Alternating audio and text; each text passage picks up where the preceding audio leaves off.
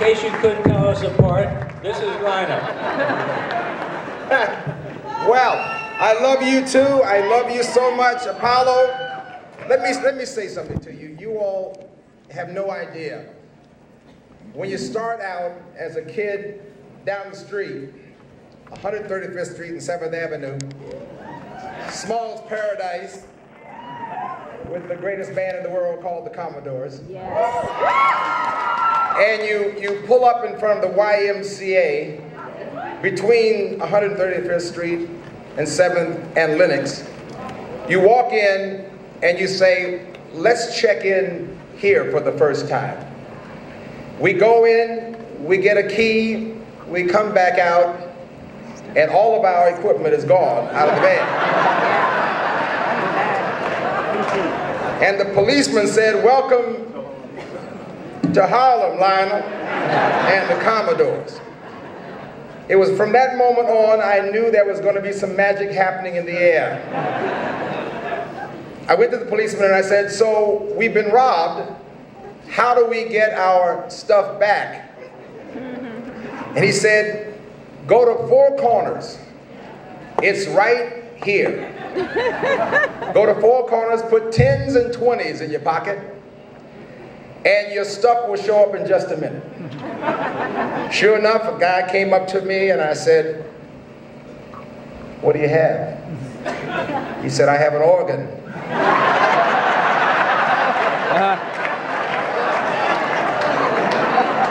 Give me $1,000. I said, I only have 20. He said, that's fine. We got the organ back.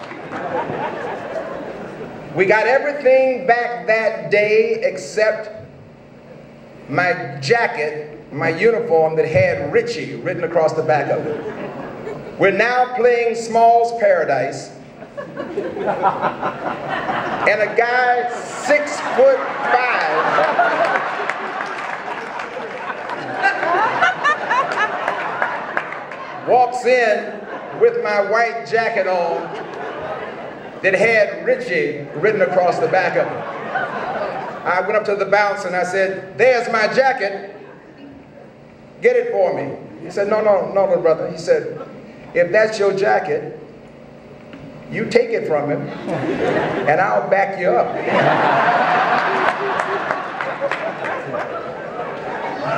So that night, the man walked around all night with my jacket on and left. Because I was not about to talk to him about giving my jacket back. Well, the man came back 3 times in the course of that week with my jacket on. And by the 3rd time I saw my jacket on him, I realized I don't want that jacket anymore. Because that jacket was not getting the proper cleaning that it deserved.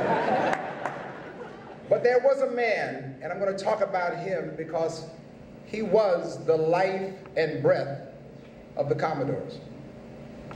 He was from New York City, born and raised in Harlem, and his name was Benny Ashburn. Benny Ashburn.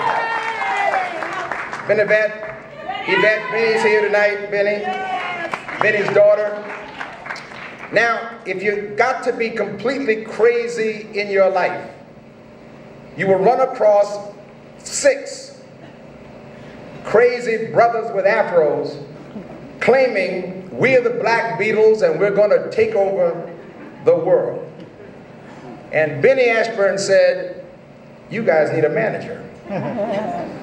And so we had the birth of something big because Benny said, I believe in you guys. And to show us how much he believed in us, he took us around to all of his friends here in Harlem and said, we have an opportunity to make big music. Now, don't let me go any further. Let me acknowledge one thing right now. Before there was Lionel Richie, there was the greatest band in the world called the Commodores. And without the Commodores and without Benny Ashburn, there would be no Lionel Richie. Because they gave me family and the confidence to go out and do whatever the hell I wanted to do in my wildest imaginations. Also, I'm going to acknowledge Skip Miller tonight, because you all don't know him, but he's born and raised in New York. But Skip Miller was the one who gave me permission. He was the first guy, promotion guy that I had in Motown. And he said, I see you're having a problem between R&B and pop, because I honestly didn't know that there was an R&B and a pop. I just thought that I was going after Stevie Wonder, Marvin Gaye, and the Beatles. So I didn't know that there was categories. So he said, here's what we'll do from now on. Because obviously you're having a problem. You're walking into a Jack the Rapper convention with a song called 3 Times a Lady. You obviously don't know you can get killed. So I'll make you a deal. You write anything you want to write, and I'll make sure it gets played on the radio. And that's the deal I have with that brother. So I want to give a shout out to him tonight, because his life is amazing. But let me talk about this place. This is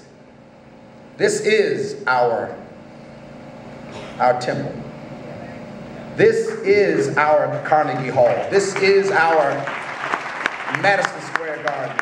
This is our Oscars. This is our Grammys. This is the top of the line. When we came out on this stage as the Commodores for the opening act of the farewell tour to Smokey Robinson and the Miracles, all I can tell you was, Sandman said you have 15 seconds. If it's good, I'm coming out. Excuse me, if it's good, you won't see me.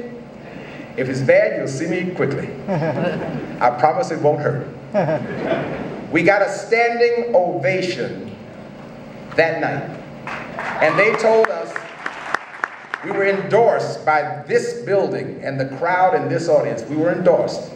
Before the world knew about me and before the world knew about the Commodores, the Apollo gave us the stamp of approval. You might not know how powerful you are, but you are so powerful because if you can pass this test, the rest of the world is easy. So I accept this award tonight, and by the way, it's going right next to my Oscar. Thank you very much. I accept this award because to me, this is royalty. This is the top of the line.